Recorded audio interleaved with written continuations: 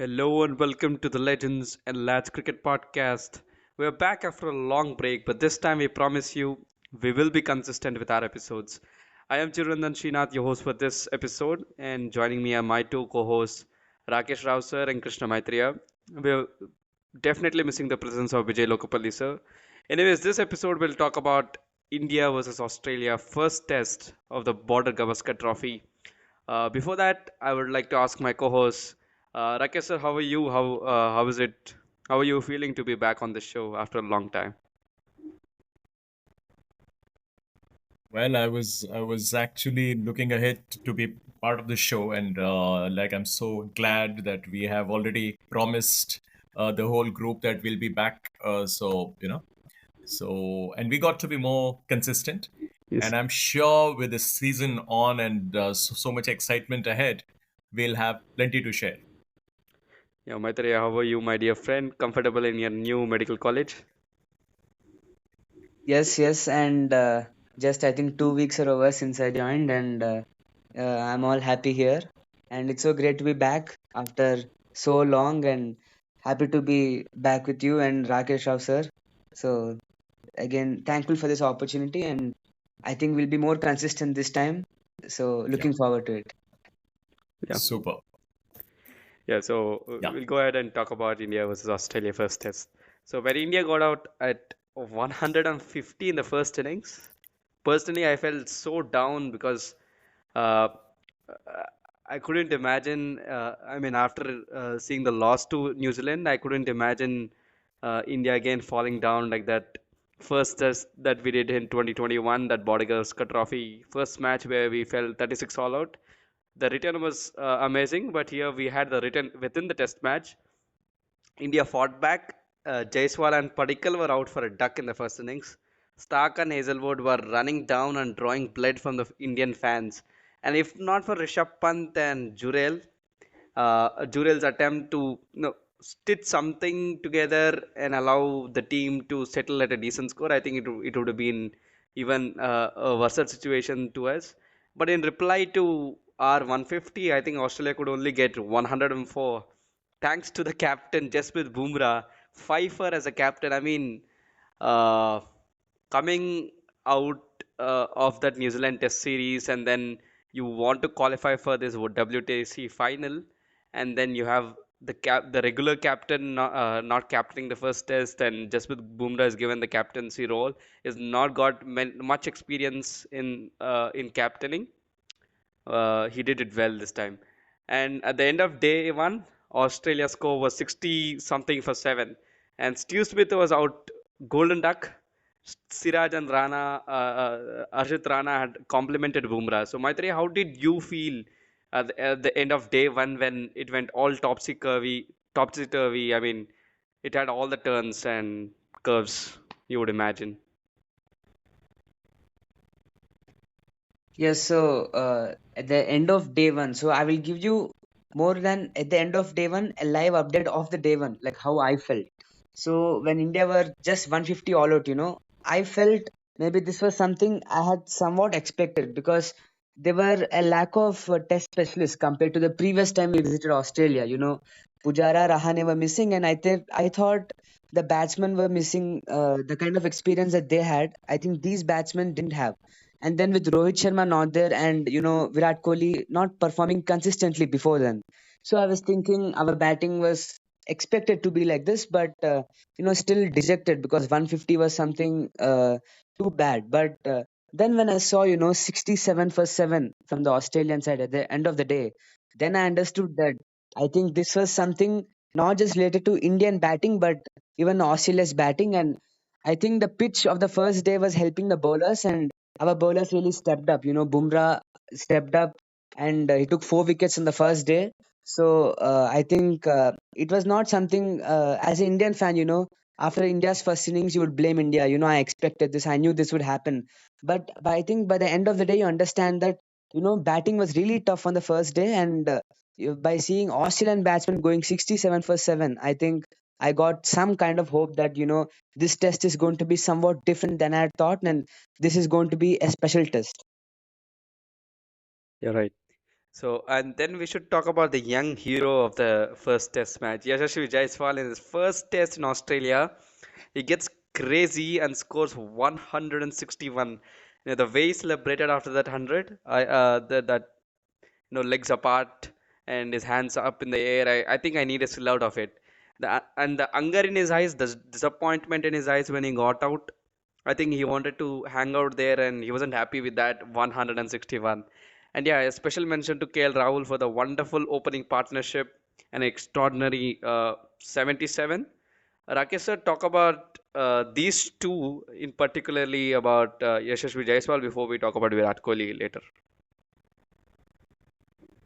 Well, before we even talk about Jaiswal, I think let me underline one fact that, this boy, no question that he is a great talent. He has great temperament. His ability to, stay at the crease, and that hunger, that insatiable hunger.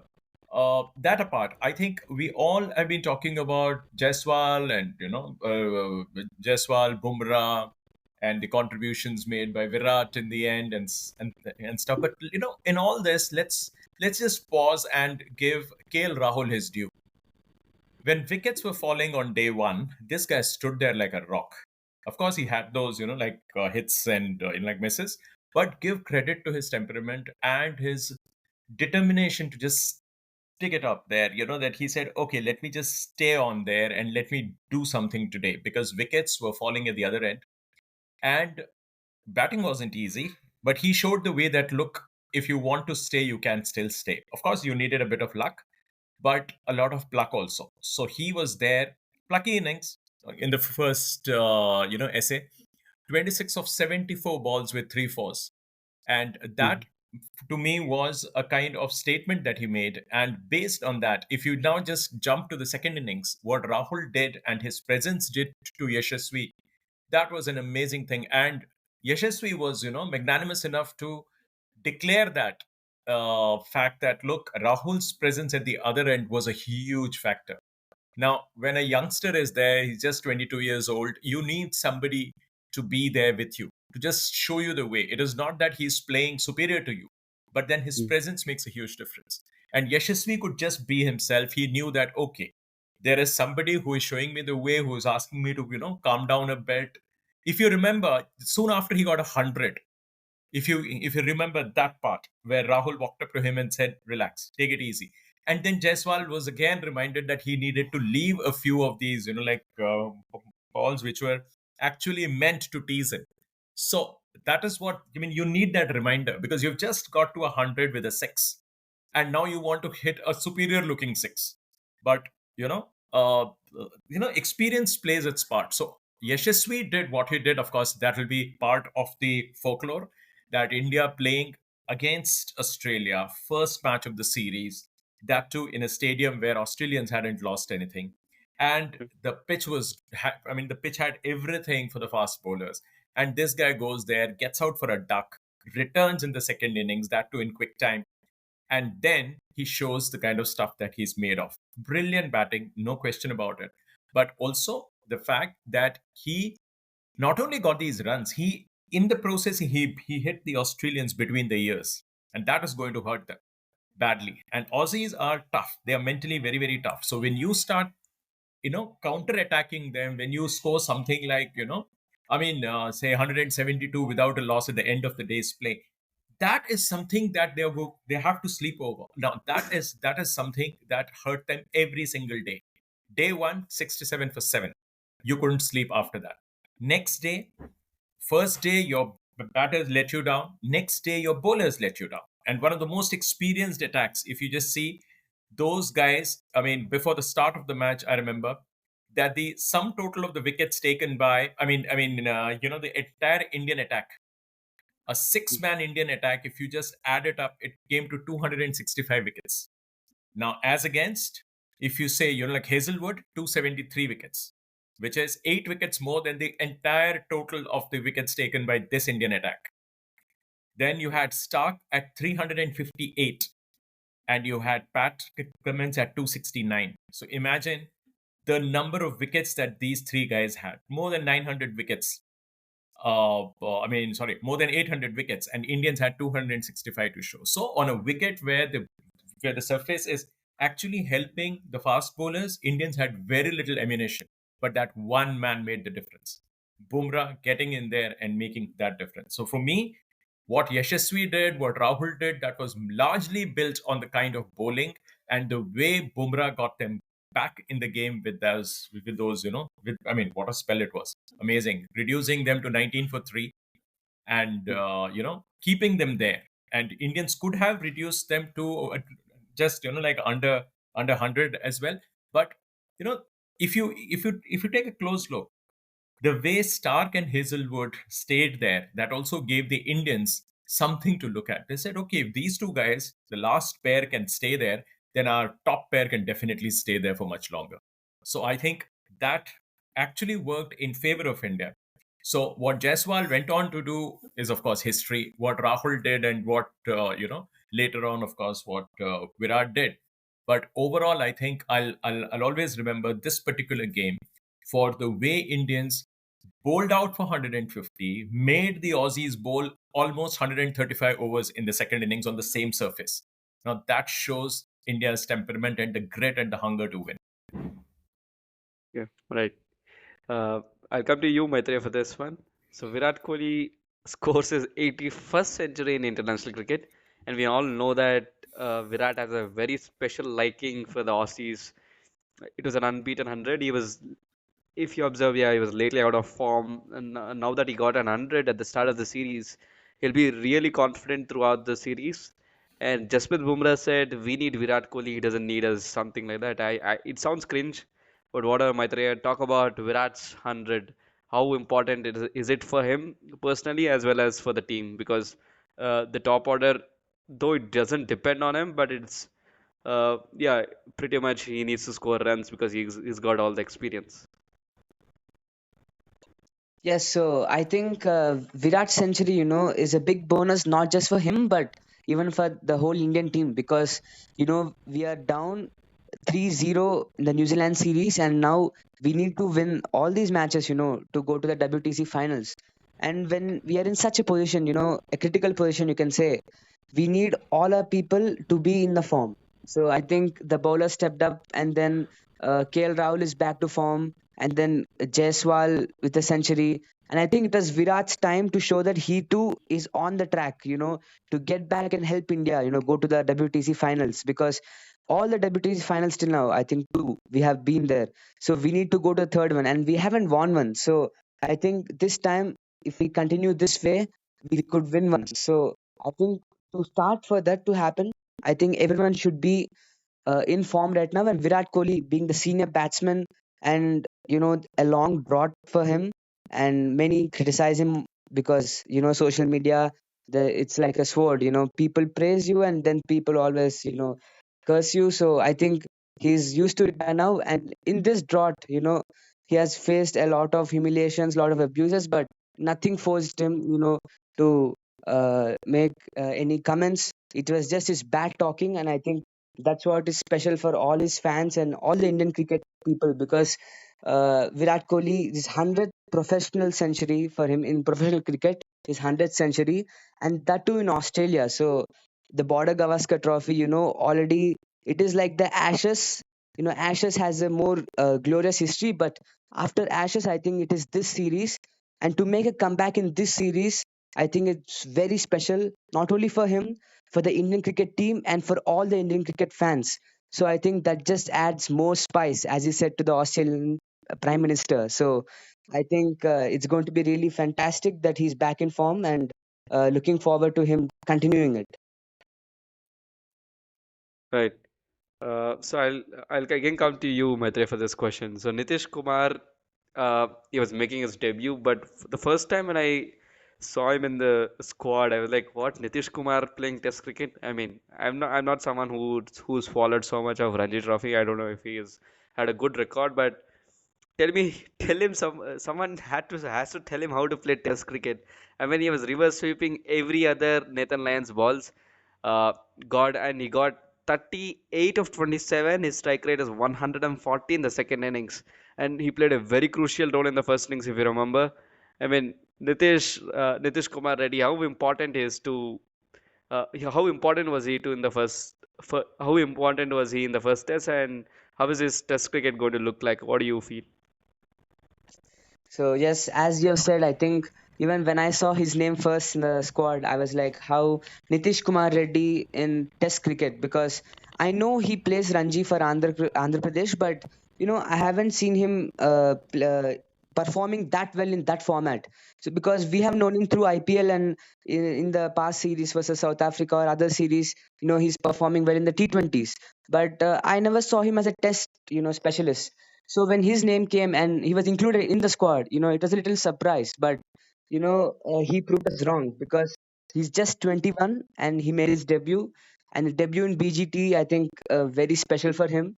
And but the thing he proved was he's not just a promise, but he's more of a prospect, I think. And we have always seen him as a bowler, but he has shown us that he's more of a batsman than a bowler. Because if you see his innings, he reverse sweep of Lion and then step down, cuffed him to the ground, and then uppercut of Pat Cummins, straight dive of Hazelwood, and then a helicopter shot of Mitchell Marsh. All these strokes he's playing on his debut. He's just 21 years old against prime Australia. And I don't know, the courage he has, it is that kind of confidence, I think, that helped him. Because when he entered in the first innings, if you see, India was just 73 for 6. And at that kind of a situation, I think anyone will try to be more defensive. And uh, as a debutant, you'll obviously feel scared. But I think he took the bullets for the team, and he emerged as a top run scorer in the first innings. And he provided us that 40 to 50 run cushion, and that made a lot of difference. Because if you see, India hit just 150, and in the first innings they hit 104. And even though that was just 46 runs gap, but that has a lot of psychological impact on the Australian team, that they're lagging behind in the first innings itself. And I think that kind of advantage was given by Nitish Kumar Reddy's innings. So I think he's a very valuable player, and this innings has showed us that. And hope he will continue this. And I should actually, I was very surprised by this pick, but I think Gautam Gambhir made a really good choice by picking him up. Yeah, Rakesh sir, welcome to you. And then yeah, Australia then had a huge total to target. It was clearly impossible, but Travis had 89. That was good. Marsh 47. But thanks to Bumrah and Siraj for their 3 wickets each, Sundar got two, Nitish and Arshit Rana got one each, and they were all bundled out for 238, and India won by 295 runs. That's fine. But like I said, why was Dhruv Jurel and Pant playing in the same 11? What was the reason that you had both wicket keepers? Because I don't think Jurel has had so much impact in the test team. I mean, he can score those 40, 50 runs, 40, 50 valuable runs, but was it to make the batting depth? If it was for the batting depth, why couldn't they play Sarfraz Khan or someone like that? And when Rohit comes to the team, what changes? So these two questions to Okay, you. you asked me, in fact, three. Okay, first Uh, thing, why somebody like Jurel there? See, it was very clear that Indians needed a specialist batter, and going by the kind of game that Jurel has, which Sarfaraz doesn't have. Sarfaraz, I still feel that he still has some way to go. Because if you put him on wickets like this, where the ball is coming to your throat, I don't think he has still convinced me that he can play. With more, more conviction, because he has, to my mind, he has a very single dimension game. You put him up there where he has to play the spinners, he looks good. You put him on a surface where the ball is not doing so much, where the fast bowlers don't have, the fast bowlers don't feel very optimistic about taking wickets. There he looks good, because I've seen him a lot in like domestic cricket and domestic surfaces that you hmm. see more or less. I mean, unless he comes and plays in the northern part of the country during November, December, that is where I would like to see him say some, face some fast bowlers from Punjab, Haryana, Delhi, and stuff like that.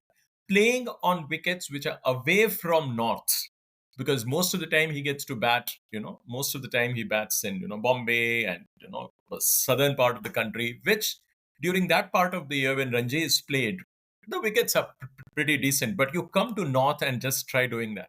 I would like to see that, because the kind of wicket that Perth offered there, I don't think it would have been a great idea to have Sarfaraz in with whatever confidence that that boy has.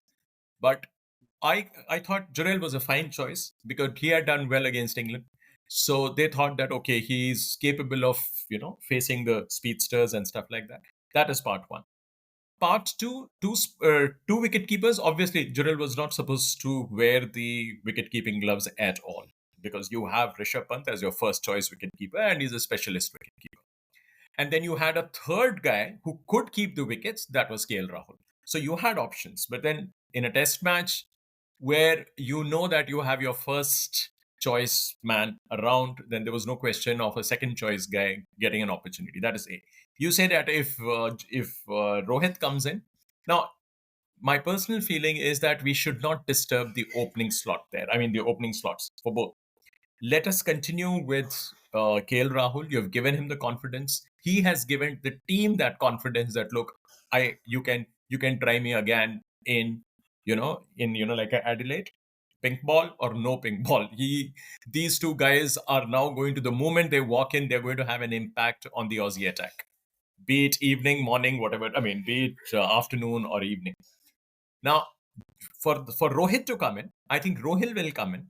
I mean, Rohit will come in, and Jurel will have to make way for him, because he was there primarily because we needed an extra guy deep down in the order who could bat, and they didn't want a spinner because both our spinners are actually very good all rounders. So we went into the match without two of our finest spinners with most number of wickets, whereas we went with Washington, assuming that he was, I mean, a left-hander's choice plus an off spinner, and going at that order. I mean, if you ask me personally, who I mean, a guy like Washington getting ahead of both Ashwin and like Jadeja, stuff like that. That looks different. I mean, it was an awkward thing to do, but then I also see Ashwin coming in and replacing Washington at Adelaide. Yeah, right. This will bring you to the end of today's episode. Uh, we're having a twin episode following this.